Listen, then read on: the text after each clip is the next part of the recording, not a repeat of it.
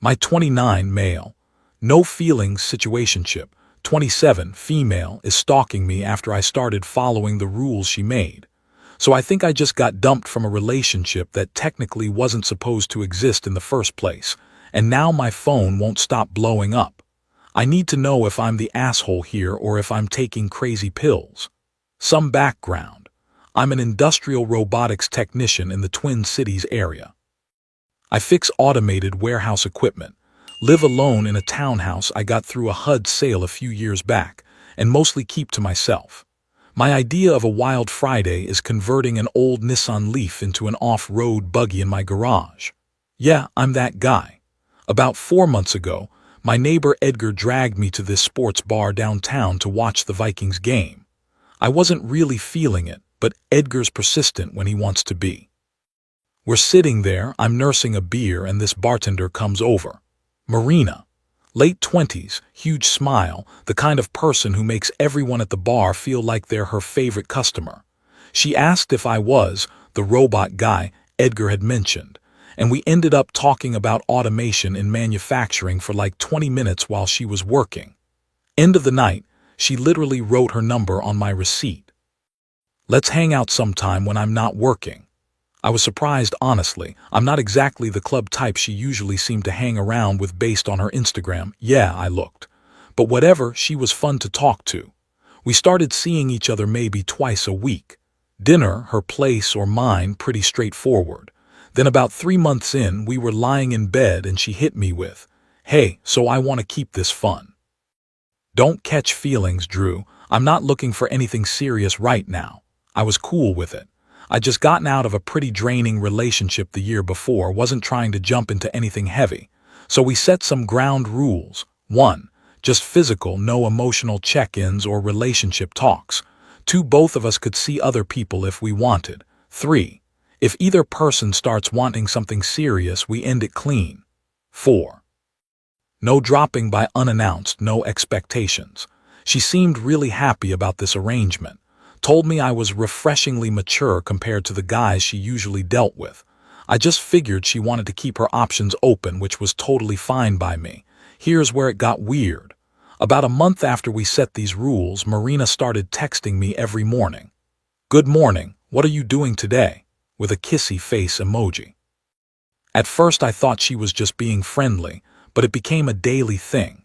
Then she started sending me voice messages when she was drunk, nothing crazy, just rambling about her day or whatever. Then she wanted to stay over more often, which violated Rule 4 about no expectations, but I didn't make a big deal about it. The real red flag was when I posted an Instagram story of me at a barbecue with some coworkers. One of them was Sarah, who works in procurement. We were literally just standing by the grill. Marina texted me within minutes, "Who's that?" I reminded her about Rule 2, we could see other people, though I wasn't even seeing Sarah. She sent back, I know, just asking lol. 2 weeks ago, everything blew up. I was at Costco with my neighbor's sister who was visiting from Duluth and needed to stock up on stuff. We were loading her car in the parking lot and my phone started vibrating like crazy. Marina had seen us, I guess she was there too, coincidentally passed by maybe, and assumed I was on a date. She texted, "So that's why you've been distant lately." I wasn't distant. We'd literally hung out 3 days before. I called her and tried to explain this was my neighbor's sister. We were just shopping, and even if it was a date, we had explicitly agreed this was okay. She got quiet for a second, then said, "Drew, I need to tell you something. I think I caught feelings. Real ones. Can we try actually dating? Like for real?" I'll be honest, my stomach sank. Not because I didn't like her. Marina's fun and attractive and great to be around. But I'd been in a situation before where someone said they wanted casual and then got mad when I believed them. I've learned that when someone shows you who they are, believe them the first time. She told me she didn't want feelings. I organized my expectations around that. So I said, "Marina, that's exactly what we agreed wouldn't happen. You made Rule 3. If someone catches feelings, we end it." She lost it. Said I was being cold, that I must have felt something too, that she thought we had something special. I stayed calm and said we'd had something fun, but she'd set the boundaries and I'd respected them. I wasn't going to move the goalposts now just because she changed her mind. She hung up on me. Then she blocked my number. I figured that was the end of it. Kind of a messy ending, but clean enough. But Reddit, do you guys think I'm being too cold about this too? Edit. Holy shit, did not expect this response. Reading through comments now. To answer the top questions, no, I never told her I had feelings. No, I didn't lead her on. Yes, I really do convert electric cars into off-road buggies. It's a weird hobby, but the battery weight distribution is actually perfect for it. Update 1. Posted 2 weeks later. So I thought blocking me meant she was done. I was extremely wrong. First, thanks for all the support on my last post. A bunch of you warned me this wasn't over, and you were right. Some of you asked why I didn't just give her a chance. I appreciate the perspective, but here's the thing. I don't reward people for breaking their own rules and then demanding I change mine.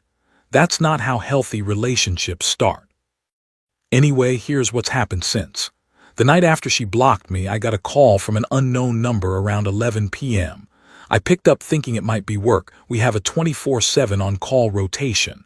It was Marina. She'd used one of those anonymous calling apps. We need to talk about this like adults, she said. I told her we had nothing to talk about. She made the rules, she broke them, she blocked me. I hung up. She called back 6 more times that night from different numbers.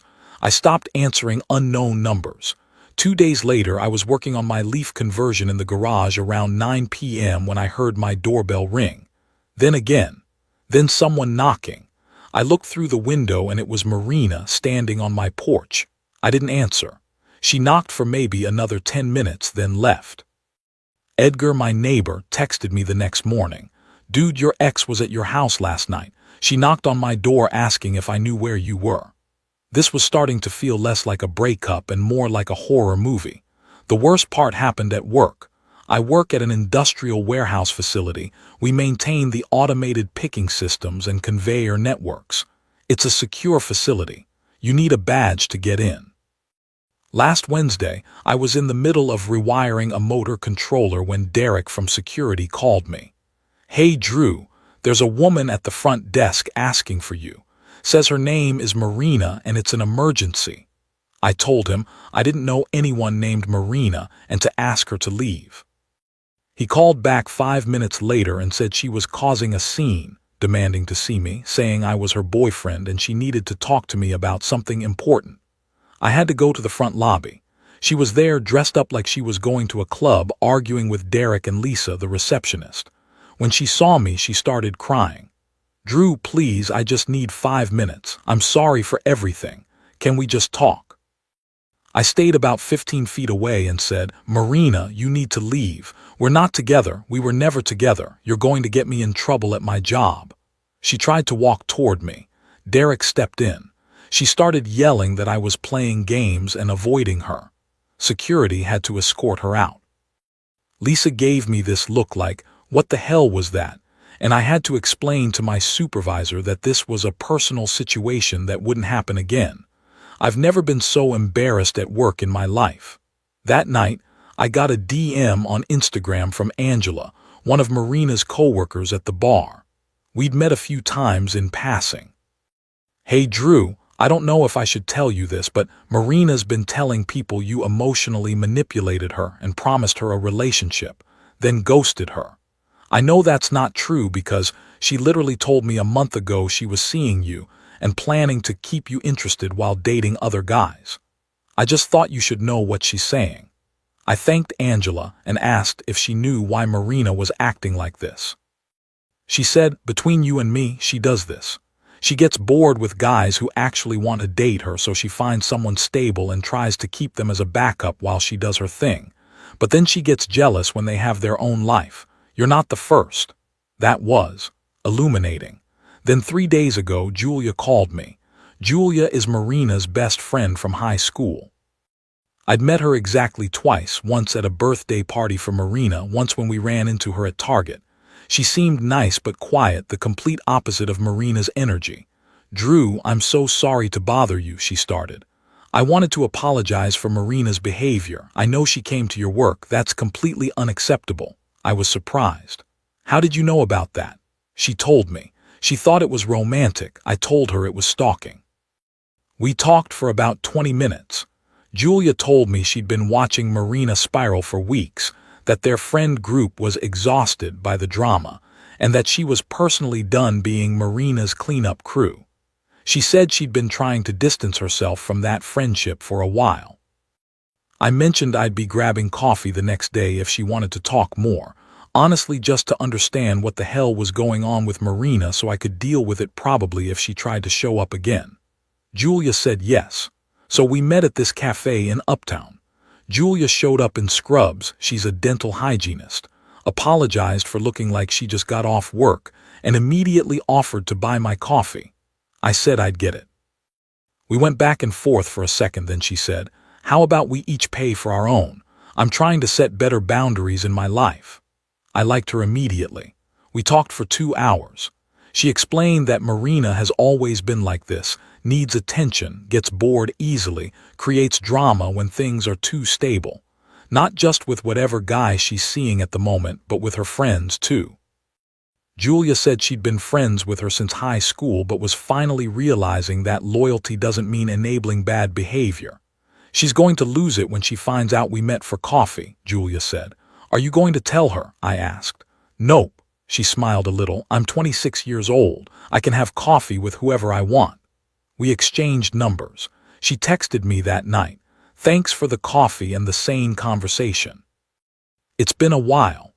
I don't know where this is going or if either of us even wants it to go anywhere, but talking to Julia felt like the first normal interaction I've had in weeks. Edit. A lot of you are asking if I'm going to ask Julia out. Honestly, I don't know. She's dealing with her own stuff with Marina and I'm dealing with mine. But yeah, there was definitely something there. We'll see. Update 2, posted 3 weeks later. Alright, so things have escalated in a way I didn't expect, and I need to get this off my chest. First off, yes, Julia and I have been seeing each other. Before anyone jumps down my throat, let me explain how this happened. After that coffee meeting, Julia and I kept texting. Nothing romantic at first, just normal conversation. She'd send me memes about terrible patients at the dental office. I'd send her pictures of my weird car projects. It was easy. No games, no rules, no, let's keep it casual, but actually I'm going to break all my own boundaries. About a week after coffee, she asked if I wanted to get dinner. I said yes. I'd actually been planning to ask her myself, but she beat me to it. We went to this sushi place in northeast Minneapolis. The check came and she immediately grabbed it and paid for her half before I could even reach for my wallet. I'm not going to be one of those women who expects you to pay for everything, she said. We're both adults with jobs. Look, I know that's a low bar, but after Marina's constant need for validation and attention, Julia's straightforward approach was refreshing as hell. After dinner, we were walking back to our cars and she stopped me. I need to be honest with you about something, she said. I know this looks bad. You just got out of whatever that was with Marina, and she's technically still my friend or was my friend. I don't even know anymore. But I really like talking to you and I'd like to keep seeing you. I'm not betraying her. I'm just not living under her emotional dictatorship anymore. I appreciated the directness.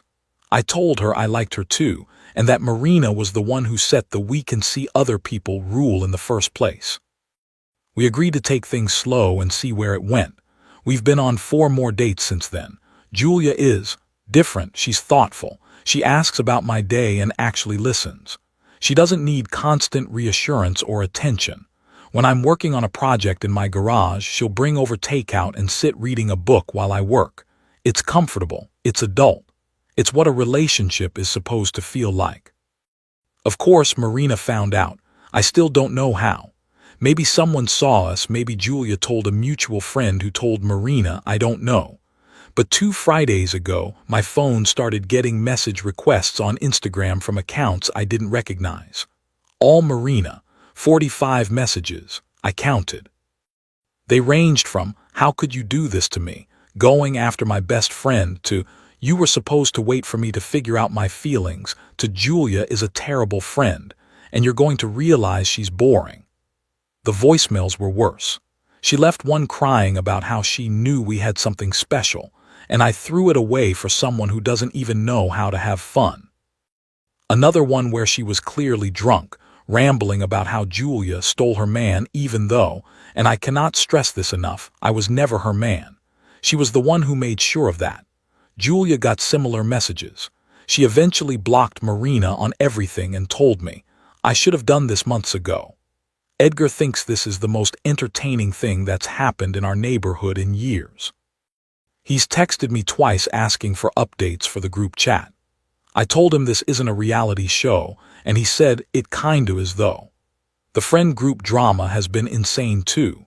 Apparently, Marina is telling everyone that I emotionally manipulated her, and Julia betrayed their friendship for a man. Angela, Marina's coworker who messaged me before, sent me screenshots of a group chat where Marina claimed I love-bombed her and then abandoned her when she developed real feelings. Angela responded in the chat, Marina, you literally told me you were keeping him as a backup while you dated other guys. Stop lying. Marina left the group chat.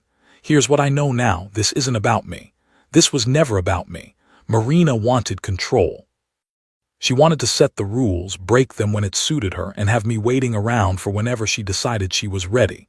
When I didn't play along, she lost it.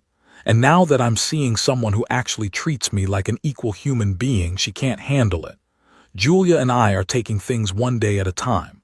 She's kind, she's stable, she's mature. She doesn't play games. And honestly, that's all I wanted in the first place. Edit, someone asked what happened to the car project. I finished the leaf conversion last week.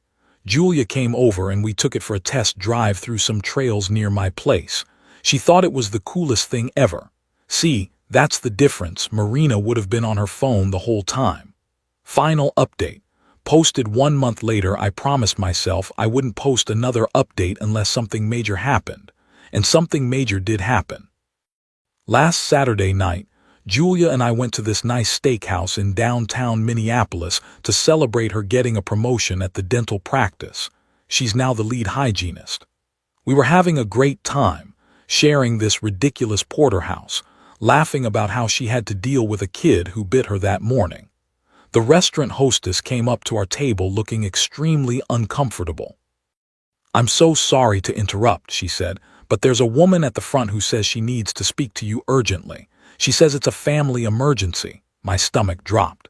Julia and I looked at each other. We both knew.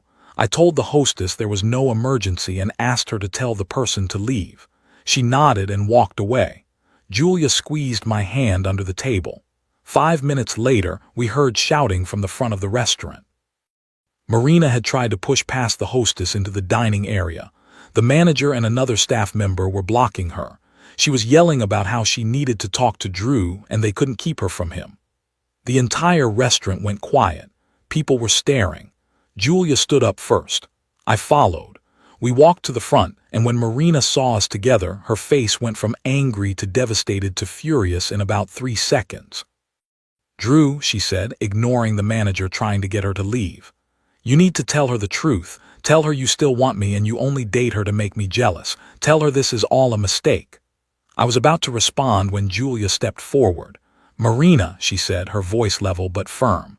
You dumped him, you set the rules, you broke the rules, you stalked him at work. You harassed both of us for weeks. This ends now. Marina's eyes filled with tears. You're supposed to be my friend. I was your friend, Julia said. For 10 years I was your friend. I covered for you, I listened to you, I drove you home when you were drunk. I helped you through every single drama you created. But I'm not doing it anymore. You need help, Marina, professional help. And you need to leave us alone. The manager said if she didn't leave immediately, he'd call the police. Marina looked at me one more time like she was waiting for me to say something. I didn't. Security walked her out to the parking lot. We went back to our table, but the mood was ruined. The manager comped our entire meal and apologized profusely. We thanked him and left. In the parking lot, Julia finally broke down a little. Not crying, just releasing tension. I need to tell you something, she said. Marina has done this before. Not exactly this, but the pattern. She's done it with 4 other guys that I know of. She finds someone stable, tells them she wants to keep it casual, then gets obsessed when they actually respect her boundaries. Then she blows up the relationship and blames them. Why didn't you tell me before? I asked. Because I felt guilty. Like I was betraying her by talking about her behind her back. But that restaurant scene, that was a wake-up call. She doesn't need a friend enabling her. She needs consequences. Julia told me that when Marina was with her previous ex, a guy named Travis, she convinced Julia to help her go through his phone when he was in the shower. Julia did it because Marina claimed he was cheating. He wasn't. Marina just wanted to know if he'd been texting other girls because she couldn't stand not being the center of his attention even though she told him they were just having fun. I helped her violate someone's privacy, Julia said. I've felt sick about it for 2 years. That's why I'm done. I'm not helping her hurt people anymore. We sat in my truck for an hour just talking.